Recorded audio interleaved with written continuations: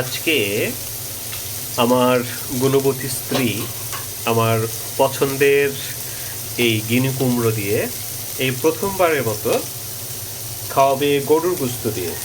তো চলুন দেখা যাক সেটার আয়োজনটা ছোট্ট করে। তো এই যে দেখছেন, আপনারা দেখতে পাচ্ছেন প্যানে ভাজা চলছে। এটাকে হালকা করে ভেজে নিবে।